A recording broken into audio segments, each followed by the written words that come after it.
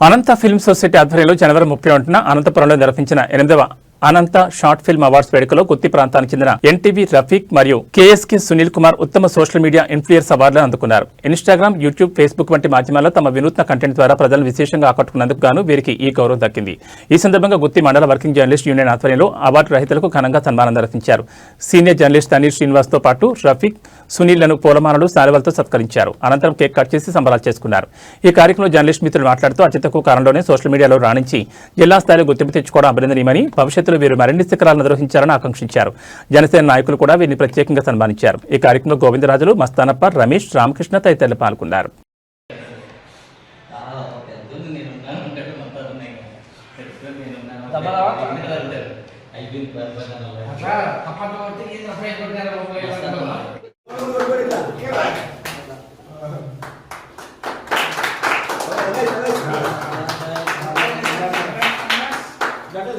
ఇలాంటి కార్యక్రమాన్ని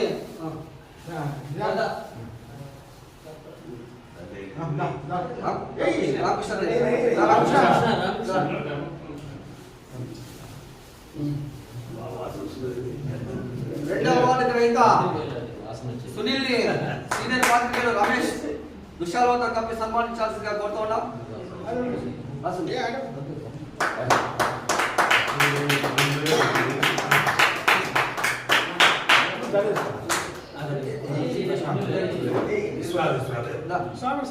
ఇప్పుడు సీనియర్ పాత్రికేయులు విశ్వనాథ్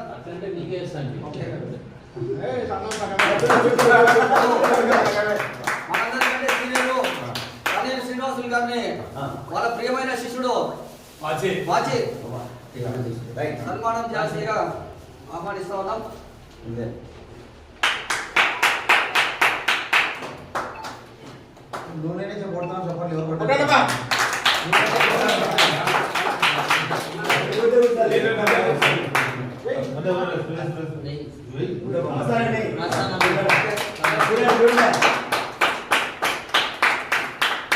ఒక చిన్న రెండు విషయాలు చెప్పదలుచుకున్నాను.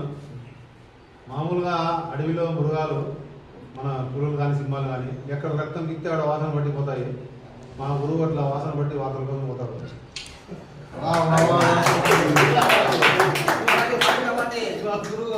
ఇంకా ఆరోగ్య కార్యక్రమం పాల్గొనడానికి వచ్చిన మిత్రులు ఎవరైనా ఒక 2 నిమిషాలు మాట్లాడాల్సిందిగా కోరుతా ఉన్నాం.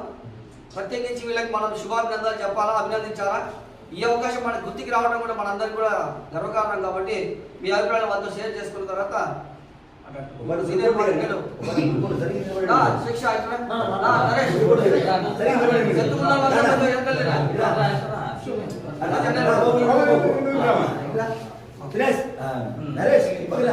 చూడు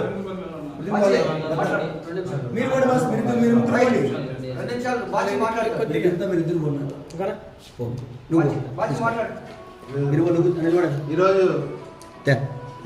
మీడియా గుత్తిలో మీడియా ఉంది. గుత్తిలో వాళ్ళు చాలా కష్టపడుతున్నారు. యూట్యూబ్ ఛానల్స్ ద్వారా ఈరోజు సునీల్, రఫీ వాళ్ళిద్దరికీ అనంతపురంలో సన్మానం జరగడం అనేది ఒక వృత్తికి చాలా గర్వకారణం. కూడా వృత్తి జర్నలిజానికి ఈరోజు ఒక వెలుగు తెచ్చారని పిల్లలను మేము ప్రత్యేకంగా అభినందిస్తున్నాను.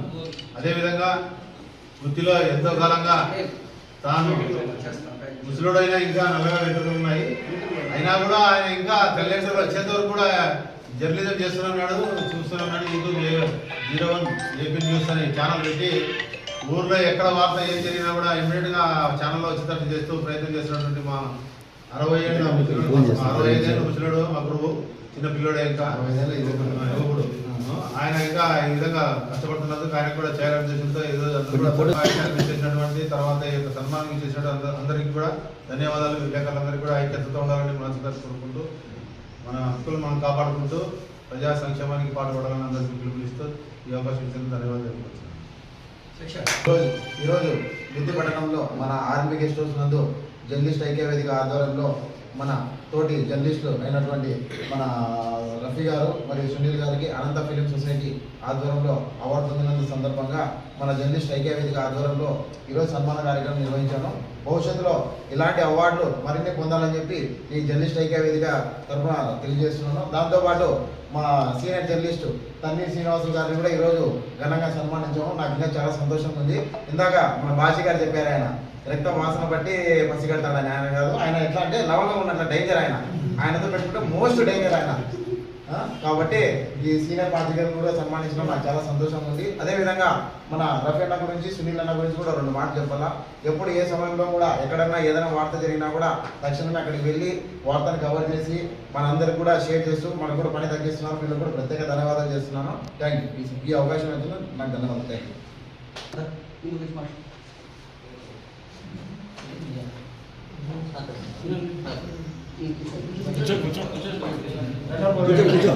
ఇక్కడికి వచ్చినటువంటి మీడియా మిత్రులందరికీ ప్రత్యేక ధన్యవాదాలు.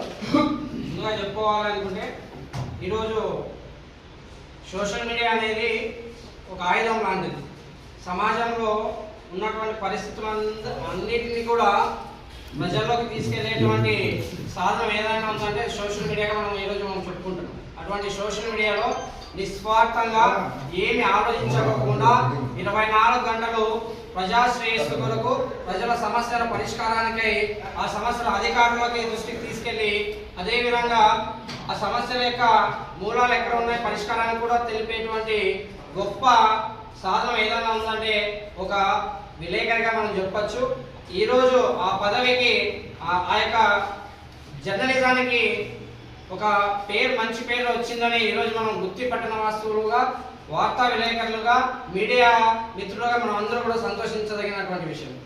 ఇప్పుడు ఉన్నటువంటి సమాజంలో ఎవరు పోతే మాకేంది అన్నట్టు, నువ్వు మా ఇంటికి వస్తే ఏం చేస్తావు, మీ ఇంటికి వస్తే ఏమి ఇస్తావు అనేటువంటి సిచ్యువేషన్స్లో ఉన్నటువంటి సందర్భంలో నిస్వార్థంగా రాత్రి 11, 12 అయినప్పటికీ కూడా ఈ సమాచారాన్ని, ఏదైతే సంఘటన జరిగిందో ఆ సమాచారాన్ని పూర్తిగా ప్రజల్లోకి తీసుకెళ్ళాలి, అధికారుల దృష్టికి తీసుకెళ్ళాలి అనే ఆ యొక్క ఉద్దేశంతో నిరంతరం కష్టపడేటువంటి వ్యక్తులు అనంతపురం జిల్లాలో సోషల్ మీడియా సంబంధించిన యొక్క షార్ట్ ఫిలిం అవార్డు అందుకోవడంలో మన యొక్క గుర్తి ఘనత ఈరోజు రాష్ట్ర వ్యాప్తంగా వినిపిస్తుందంటే అది దానికి కారకులైనటువంటి రఫీ గారు, అదేవిధంగా కేఎస్కే సునీల్ గారు అని గొప్పగా చెప్పచ్చు. అందులో అదేవిధంగా సీనియర్ జర్నలిస్ట్ అయినటువంటి తన్నీరు గారు కూడా మన యొక్క సమస్యలపైన ముందరకు ఎప్పుడు ఇస్తూనే ఉన్నారు. ఇలాంటి విలేకరులు మనలో ఉండడం మనం చాలా ఆనందపడాల్సినటువంటి విషయం.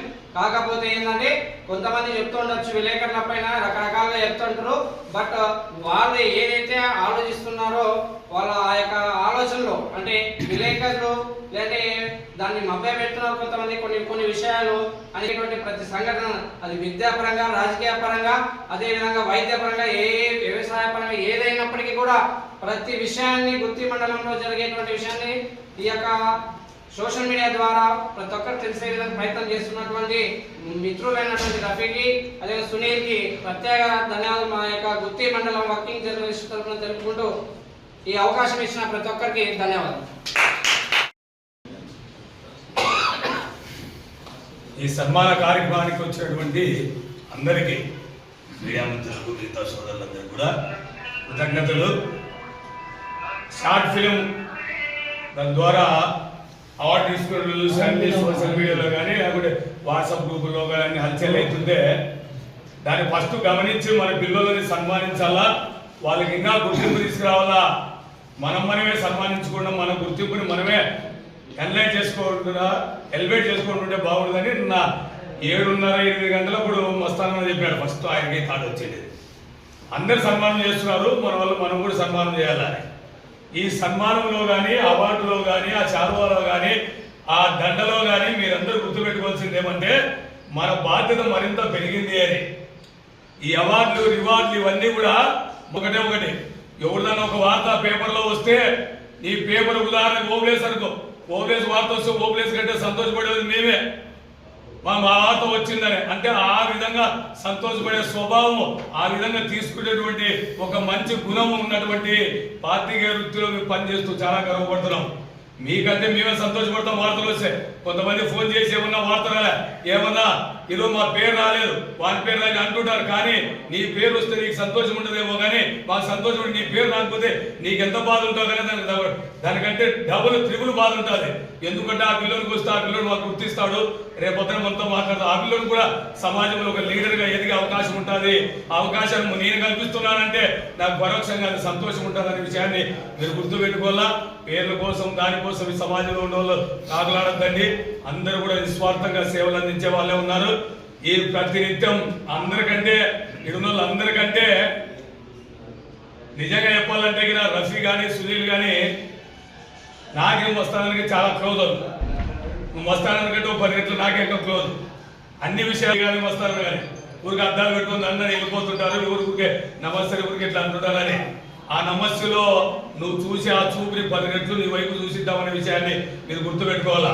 చిన్న పిల్లలు కూడా ఈరోజు గౌరవించే స్థాయికి మేము వచ్చినామంటే కదా మీరంతా పెద్ద మనసుని అర్థం చేసుకోవాలా.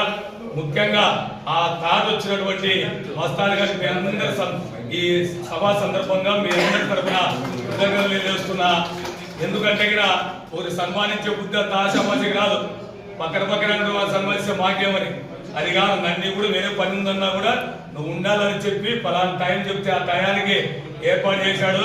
ఎవరు నేను కానీ మస్తానన్న కానీ నిజాం కానీ విశ్వనాథ్ కానీ రమేష్ కానీ ఇక్కడ ఉన్నటువంటి పెద్దయ్య కానీ ఎవరైనా కానీ ఏ టైంలో అయినా తన్నిదైనా కానీ ఎవరైనా అర్ధరాత్రి అయినా పలుకుతాం. అవతల ఎవడు అని చూడము. ఒకసారి టెస్ట్ చేసి చూడండి. మీరు పిలిచారు మీరు అనుకునేది కాదు, లేకపోతే సరిపోలతో మాట్లాడేది కాదు. మీరు ప్రాబ్లం వచ్చినప్పుడు మాకు కన్సల్ట్ అయితే మేము వస్తాము రాము. ఇంతవరకు 23 ఏళ్ళు అందరికీ తెలుసు, భవిష్యత్తులో కూడా తెలియబోతుంది. ఒక్క విషయము ఎవరికి భయపడే క్వశ్చనే లేదు. తప్పు చేయకపోతే తప్పు చేసే చిన్న పిల్లలకైనా తలొచ్చుతాం. తప్పు చేయకపోతే అయినా ఆ దేవుని దగ్గర కూడా తల దించమనే విషయాన్ని మీరు గుర్తుపెట్టుకోవాలా. మరి మరొకసారి మా మిత్రులు రఫీ మనకు చిన్న అభిప్రాయ భేదాలు ఉంటాయి. ఇది సమాజంలో మంచి ఉంటుంది, చెడు ఉంటుంది, దొంగోడు ఉంటాడు, రాజు ఉంటాడు. అయితే మనం చూసే కోణాన్ని బట్టి కూడా సమాజం మనకు అర్థమైతే పోతుంది. అయితే పత్రికా విలేకరు అనేటప్పటికీ చాలా గౌరవం ఉండదు 10 ఏళ్ళ కింద. ఇప్పుడు తగ్గిందని నేను చెప్పను, కానీ అందుకు కారణాలు మాత్రం ప్రభుత్వాలే బాధ్యత. మనలో తప్పిదం లేదు. మనలో కూడా బలహీనతలు ఉంటాయి. బలాలు ఎట్లయితే ఉంటాయో అట్లా ప్రభుత్వాలు తీసుకొచ్చే సంస్కరణల వల్లనే పత్రికా రంగం నిర్వీర్యమైంది. అయితే దాన్ని కాపాడుకోవాల్సిన బాధ్యత ఎక్కడ వస్తుంది అంటే యూనిట్ మీద వస్తుంది. మనం అందరం కూడా కలిసి నిలబడితేనే ఐక్యత ఉన్నారని ఎప్పుడైతే అనిపిస్తుందో బయట సమాజానికి ఆ రోజు మన జోలికి రాదు. ఎక్కడైతే సంఘం బలంగా ఉంటుందో ఆ సంఘం జోలికి దుష్టశక్తులు రావు. మరి దుష్టశక్తులను అడ్డుకోవాలంటే ఎవరికి వాళ్ళకి కొట్లాడలేము కదా, అది సాధ్యం కాదు. అందుకని ఎప్పటికీ